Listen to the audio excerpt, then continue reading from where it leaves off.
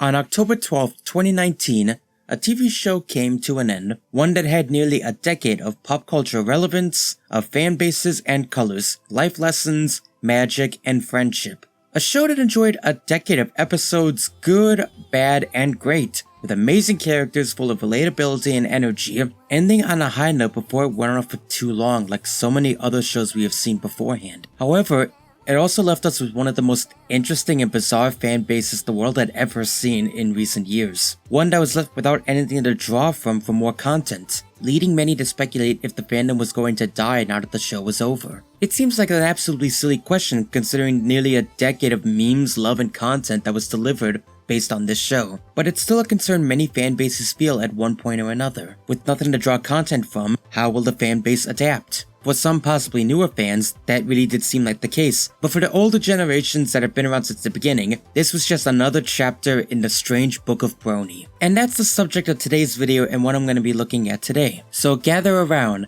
collect your plushies, and get ready to get pelted with colors, as we take a dive into the 9-year expansive lore about a fanbase of grown men liking pastel horses. For this is the bizarre modern reality of My Little Pony.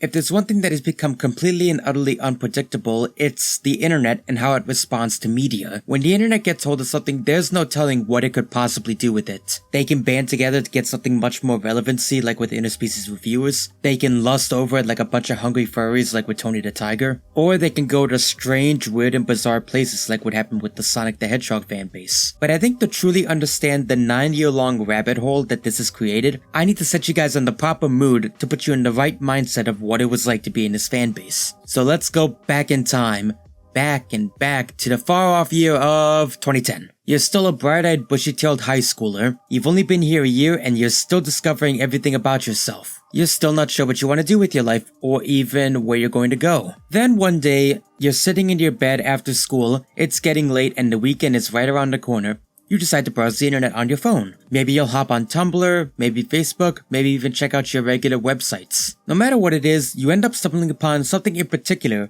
a meme of a pastel-colored pony. What's this? My Little Pony? And it has a reboot. This can't be right. It was just a cheesy girls cartoon from the 80s and 90s. It must be getting a female following, that's it. So you decide to message your friend Jeremy and have a laugh about this. You joke about, hey Jeremy, have you heard My Little Pony's got a reboot? Pretty stupid, right? But then Jeremy stops you and says, no, dude, you don't understand. It's actually good, you gotta watch it. Now you're even more confused than ever, because last you checked, Jeremy wasn't a girl, and he's not gay or trans either. At first you brush it off thinking, okay, he's just being crazy. Or he's possibly just fucking with you so he can make fun of you later. But then you get curious, was he serious? It can't be good, right? So you decide to give it a chance anyway. And as luck would have it, all of the episodes are on YouTube. So okay, you boot up the first episode, give it a watch. Damn it, it's a cliffhanger. Okay, let's watch part 2. And then you just go to part 3 out of instinct. And then 4. And then 5. Until eventually the morning sunrise makes you realize you fucked up. And unknown to you, you've been entranced by the show. You've seen its colors, its well-rounded characters, its nice humor, and its good animation. You've never seen a cartoon like this, because cartoons had recently just gotten out of a dark age. And here comes this colorful show with great humor and great characters. You want to see more of this and you want to continue your journey. So you call up Jeremy and he utters to you one simple word, welcome to the herd. Your journey has officially begun.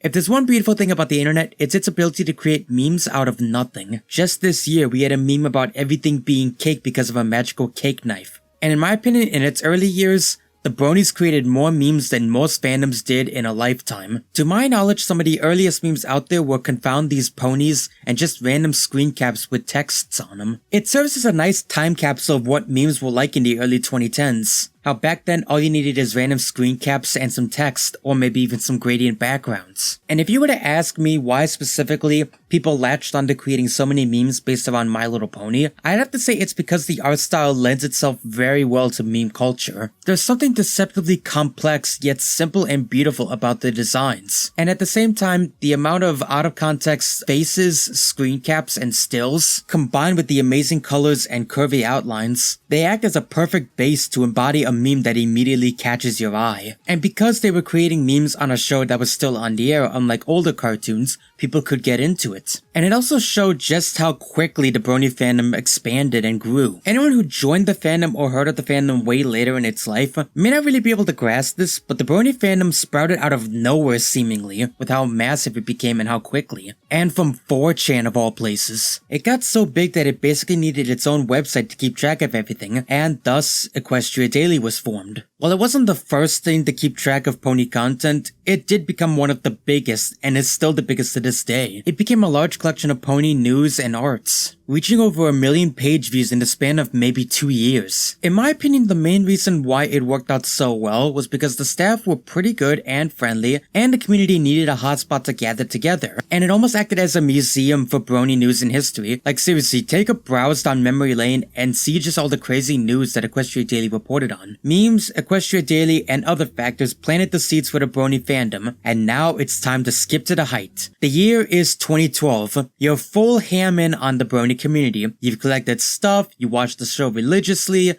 and you've decided to save up some money. You wonder what to spend it on one day. Then Jeremy messages you and asks, dude, are you going to BronyCon? You wonder what that is, so you go looking and you find the world of Brony conventions. And so you tell them, hell yes. So you save up, get your parents' permission, and you road trip it. And so you head off to what would become the biggest gathering of bronies ever, BronyCon, and by extension, learn about pony conventions. Back when I used to do pony convention vlogs, I had someone say it felt like a completely different world whenever they would enter a pony convention. And it's still one of my favorite comments I've ever gotten because it's not even wrong. The mood and feeling is so much more different whenever you go into a convention. There's a general sense of friendship, happiness, and camaraderie, especially if you go with people. And even when bad things happen in conventions, there's always a lot of good things that happen to make up for it. And the one I think everyone is going to remember is BronyCon. It originally started as just a little fan meeting in a hotel, but eventually it got so big they decided maybe we should just make this a full convention. And so in 2012, they actually moved it to a full-on convention center, and it was the biggest Brony convention at the time. The convention sold out maybe 2 months before it actually happened, and it showed because 2012 was crowded. Look at any video of it and you'll see just how big the crowds truly are. It's no wonder that the very next year after that, they moved to another convention center just to house everyone. But something of particular interest is that with pony conventions running on, bronies had the power to turn any event that happened there into its own meme. As an example, going back once again to 2012's BronyCon, where on the final day of the convention, a glow stick got stuck in one of the lights, and it melted, causing a bit of a fire. Thankfully, no one was hurt and everyone got evacuated on time. And heck, Tara Strong was even offering autographs to people. Yet another reason why Tara Strong is one of my favorite VAs. But back on track, when people were eventually allowed back in, people were already making merchandise based on I survived the BronyCon fire. And since nobody actually got hurt and the building didn't get damaged, we could all have a good laugh about it. And that's just a taste of all the different things that became memes and how quickly they became memes at conventions. They truly did show off some of the best, and in minor cases some of the worst aspects of the community. Worst being pretty obvious, and I probably don't need to name them here, but also some of the best, like the camaraderie and the friendships. It was at this point in 2012 that the Brony fandom would experience its highest point in creativity and wonderment, like the plethora of fan animations that were coming out around this time, which in my opinion showed off some of the creative animated talents behind this community. And while story quality could definitely vary, there was no denying that the animation itself was gorgeous. Like how Double Rain Boom, despite having a really weird story, had animation that was almost on par with the show, and all made as a school project. Or like a little blind pony who created the world's first snowflake with Snowdrop. Or even just random little ones like Epic Warp Time, which was just a fun little mockumentary about Octavia and Vinyl Scratch living together. But there was also the really weird and bizarre comedic ones like .mov, a very dark comedic take very much in the same style as Ren and Stimpy. But none were quite as celebrated or as ambitious as Jan Animations. Jan Animations was a YouTuber in the pony community who for a while was a very big animator, doing all kinds of animation works, like for the official Brony documentary, and he was even gonna start his own series called Bun's Adventure. A nice little series about a background pony in MLP, and he even worked with Shady Fox to do a lot of animations for him. But as much as animators showed off the creativity of the community in that aspect, the one that showed it off probably even more and was even more popular was the Brony music community. Musicians flocked to the community and used it to show off their music prowess and to learn. And it really did seem like no genre was safe from Brony. From rock to rap to techno to especially EDM, they tackled everything. And the quality of the Brony music was also really good as well. It was actually kind of fascinating that some of the best underground musicians in the world ended up creating content off Technicolor ponies. Personal favorite of mine being Aviators, who brought some rather dark but also uplifting music in a very deep baritonic voice. These two aspects of the community even met together for stuff like Lullaby for a Princess, combining beautiful music with even more beautiful animation. And finally, there were those who didn't write lyrics but wrote stories, like the massive amount of MLP fanfiction writers. As someone who writes stories for his own tabletop games like Mythic Knights, which you should totally be watching right now, link in the description down below, I absolutely get the joy of writing stories and stuff and crafting worlds and universes. And while it may seem restrictive to make stories based on the MLP universe, people got very creative with it nonetheless. From creating headcanons to shipping to any number of things, and in some cases they were full-blown novels. Take the fandom phenomenon that was Fallout Equestria. A simple premise. Take the universe of MLP and set it in the Fallout universe. A simple idea that spawned into its own thing entirely, with massive stories and fan communities around the characters alone like Little Pip, with the main story alone spanning chapter after chapter, creating massive physical copy books. And that includes several spin-offs too, like Dead Tree, and they will all have a good consistent quality. Stuff like this really did show off the creativity of the community, really showing off a golden age of pony content. And all of this would serve as a nice reprieve right before the more darker times for the fandom started. The year is 2013. You've officially graduated high school and you're going to college. Work is absolutely crazy, but you strive on because you think you know what you're gonna do with your life. You keep up at the show casually, browsing websites and checking Equestria daily, when all of a sudden Jeremy messages you, and the first message you see is, dude, Twilight's going to become a princess. At first you wonder, I guess that's kinda cool. Jeremy gets mad, says how this is gonna ruin the show and her character. You're absolutely confused that he would act like this over a simple status quo change. But he's not alone. There's lots of people that are mad. They are downright pissed. And from this, the anger causes cracks in the community to form. Right around the third season, news started to spread that Twilight was going to become a full-fledged princess and become an alicorn. Maybe it's a little weird to look at this in hindsight or from an outsider's perspective, but being there myself, people were absolutely pissed and even threatening to leave the fandom. Heck, in some cases, people did leave the fandom over this. There was a level of rage and hatred that was only equaled by the Sonic fanbase freaking out over Sonic having green eyes.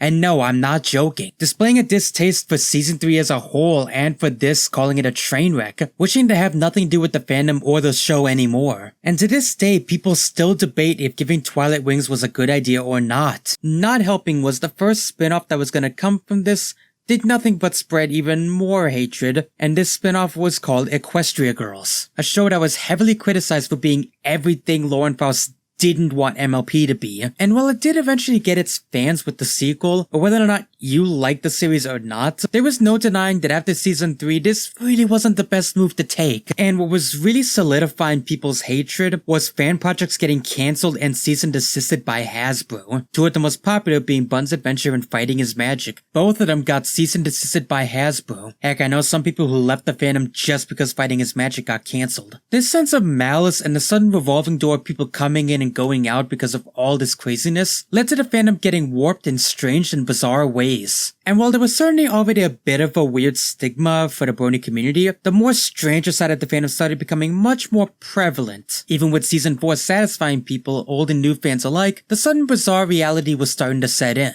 One of the very first emerging right around Season 3 and going onward from Season 4 was the MLP analysis community. Now, analysis based on certain TV shows is absolutely nothing new. There's plenty of people that dedicate themselves to analyzing certain anime and TV shows. Pokemon, video games, you name it. But no, what made MLP analysis particularly interesting was the sheer size and scope of it. Even shows and video games that had people that were devoted to this kind of stuff couldn't match the size of MLP analysis. Not just that, but there were analysis members for different aspects of the community. It got so insane one of the earliest members' voice of reason actually created lore onto why people collaborated and got together for certain videos. And it would be called The Rift. It's honestly got such a unique idea, I don't know why people haven't thought of it before or even after. The analysis community even had their own project of their own, and it would be called Analysis Anarchy. If there's two things that do primarily well on YouTube, it's parodies and trends. And both MLP and Team Fortress 2 were very popular, so the members of the analysis community decided to get together and make a full-on parody. And while it started Simple Life as a Team Fortress 2 parody, it kind of ballooned into its own thing, with character arcs, crazy reveals, and even super modes. It got kind of insane, and while I'll freely admit I haven't exactly kept up with it, I can still recommend it. But looking at the sheer amount of all these different characters that are on display here, makes me think of another interesting point that started to balloon from this,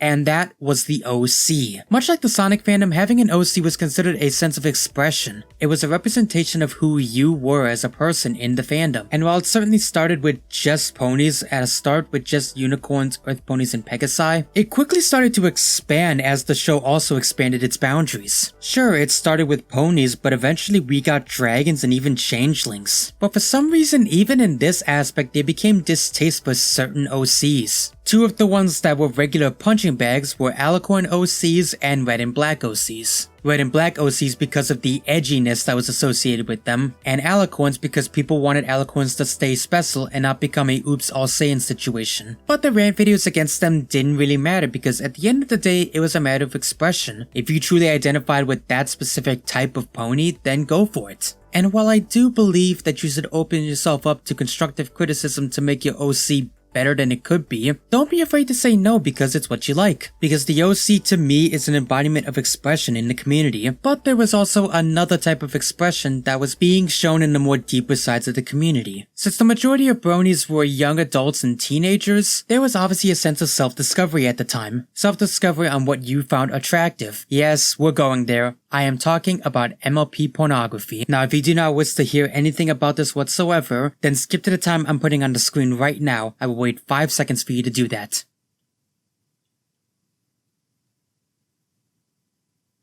You good? Okay, let's go. Right around the time of season 3 and 4, right after the heyday, it seemed like MLP pornography really did take off at this point. To the point where they became their own subcategory in the community known as cloppers. And no, I'm not going to explain the context of clopping. You're an adult, you can figure it out.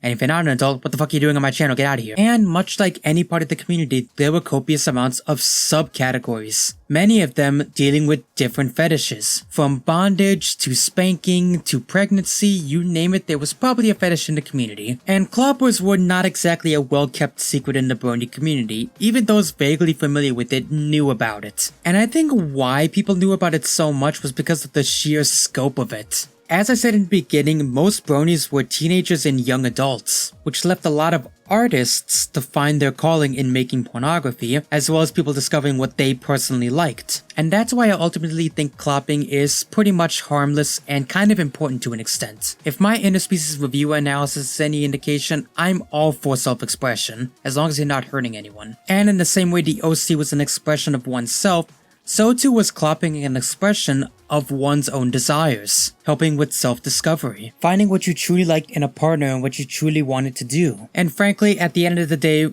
Rule 34 is a thing, so this was inevitable. And I've officially spent this segment justifying MLP pornography. This is my life now. But beyond just the influx of new content, there was an influx of new people as well coming in and out of the community, using MLP to express themselves only to move on afterwards. I think the reason why that is because MLP was a great jumping off point for creators of any kind, but also had a community that could considerably support someone who wanted to stay there long term. The result of this was that conventions started having new community guests often. Oh sure, there were definitely some regulars that stuck around, but for the most part there were a lot of new people just coming and going. Now that's not to discourage them, I've met these people and they're legitimately awesome, and I'm sure anyone would kill to be a community guest, but it really showed how much people came and went in this community, and sometimes it just wasn't a matter of being malicious, it was just a matter of moving on. And moving on started to become a bit of a trend as people were losing interest in the show and the seasons rolled on. The show continued and so did the fandom. The year is 2019. You're at your local Starbucks on your smartphone. You've dropped out of college because game development wasn't what you thought it would be, and you decided to drop out and move on. You have a standard job and you just got off a morning shift and you want some coffee. You start to leave when suddenly, who's that in front of you? It's Jeremy! It's so weird to see him without a pony shirt, but he's there in a suit and tie and everything. You start wondering what to talk about until your mind starts flooding with memories of you guys watching MLP and talking about it. So you finally stammer out, hey, have you seen the MLP movie? It's pretty good. Also, you want to go to a convention sometime? But as you start to talk, Jeremy kind of stammers, looks away and says, no, sorry, I don't watch that show anymore. And then he leaves. Your heart sinks as the man who introduced you into the community and got you into it has basically decided to walk away from the community, and there doesn't appear to be malice or anger or hatred anymore, he's just moved on. 2019 really did feel like a point where people were saying the community was dying, and I'm not necessarily one of those people, considering I'm not the doom and gloom type, but it was hard to feel like something like that wasn't the case. Especially with the announcement that 2019 would be the last BronyCon ever. What was once the biggest MLP convention out there, despite it having decent attendance, was stopping, and there was certainly a different energy at the last BronyCon. Not good or bad, just different. I think it was due in large part to people realizing that this would be the last time they would meet in this place. But instead of being doom and gloom about it, they were gonna have some fun. And I think more than ever, that contributed to the last BronyCon truly being a celebration of the community, a celebration of the friendships we've all made in this community. But all good things must come to an end, and so was the case with the show, as the final season of MLP was coming as well. This was for sure going to be the final season, and the final season came and went, and most if not everyone agrees that it was a great and satisfying ending for the show. Now granted, maybe not everyone felt this way, but let's be honest, the show was running for 9 years. None of us wanted it to end, but it was going to, so no ending we thought of in our heads would be as good as the one we got. But no matter how you felt about the ending, it happened, and the show ended. And not just that one, but Equestria Girls also ended. Right when it was starting to actually get a decent following, it just stopped. No fanfare, no final season, no final special, just stopped. And at the very least, there was 4.5, aka the spinoff that was Pony Life, and it's fine, like literally the most fine thing ever. But the fact is, Pony Life was never gonna fill the gap that Friendship is Magic left. The main source of inspiration for the community was gone. It seemed like the well of content was dried up, especially with the comics not really being as popular anymore. In a general sense, I don't actually know if the comics are popular anymore because I don't read them. And this could be seen around the community as a whole. People were moving on from MLP, and while some certainly did try and manage to keep afloat, many others didn't really have the personality or the following they could have to survive afterwards. Smaller names had an uphill battle to get away from the stigma of My Little Pony and not be seen as just a pony content creator anymore. And if you were lucky, you were able to break the mold, but not everyone was in that case, and it was a no-win situation for some people. They were trapped. You either stay in the community and hope you can build enough of a following, or you try to move on and get stuck with the stigma forever. Your old fans want nothing to do with you because it's not pony content, and newer fans want nothing to do with you because of your pony content. And I understand wanting to stay in a bubble and stick to what you like, but at the same time, it was a mentality that was frustrating a lot of people, that they wanted to be known for themselves and not their pony content. And let's say you yourself have tried to break into the community and you've gained a bit of a following, but now you want to expand and move on. This can seem hopeless. There's nowhere to turn, and it seemed like your chances have been swept away, and you'll be always known for the MLP community and fandom. The breakout seems to be impossible for everyone. Or so it seemed. Despite lots of content creators getting their start in MLP, lots of them have managed to get past the stigma and moved on, and have used MLP as a jumping off point to hone their skills and become the best in their craft. Animators like Hot Diggity Demon, who started with the .mov series, have went on to found Brain Dump and become one of the most subscribed to animators on YouTube, creating nice smart analysis through the guise of creative 3D and 2D animation. Saberspark, who started making Brony documentaries, has become a 1 million subscriber juggernaut with devoted fans and is able to make a living doing what he loves. Gabriel Brown, aka Black Griffin, who started life as a community musician, or Chi-Chi, who started life as a VA, have both go on to create voices for the most successful independent online TV show Has Been Hotel. Aviators creating amazing D&D style music. Even animators like Minty Root going on to do animation for blockbuster movies like Aquaman. There was a wide variety of content creators who got their start in MLP but have skyrocketed into bigger and better things, and are now making even more content than before and even better than before. MLP acting as a spark of inspiration needed to find what they loved in life, and as such they have moved on with the experience they have and become the next generation of content creators, which I think is awesome. And lots of them have never forgotten their roots. And I think that's the best way to approach it. If you feel trapped by this community but want to move on, there's gonna be hard times and it's gonna be an uphill battle, but you can do it. Because there are people that have done it before and continue to do it. But that also doesn't mean you have to forsake your past entirely. Homage and respect the past, but go beyond Pony. And there are plenty of content creators that'll continue to make Pony because it's what they love. And they should. So don't worry about content creators leaving the community or even the show ending, because there will always be fans and people will always be bronies. And it'll never take away the insanely awesome and beautiful history and legacy the show has left behind, serving as a time capsule of the truly bizarre modern reality of My Little Pony.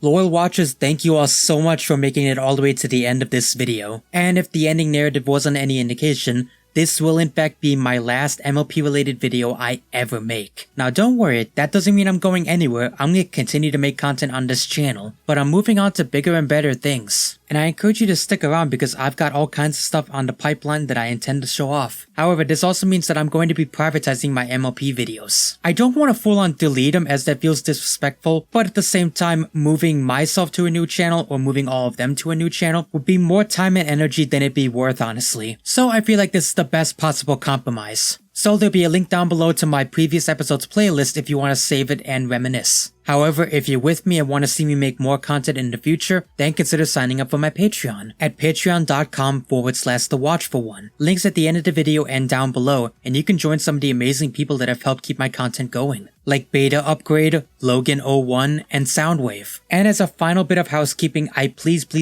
encourage you to check out Mythic Knights. It is a very heavily anime-inspired magical girl anime about high schoolers that get the powers of the different gods of the world. The full playlist will be down below and you can watch a stream every Saturday on Twitch at twitch.tv/thewatchersgaming. And of course all the other standard stuff, merchandising and all that stuff is down below. Friends, thank you all so much for sticking with me and sticking with this channel for so long. Here's to more content in the future. I'm the Watchful One saying keep on watching. I'll see you guys next time.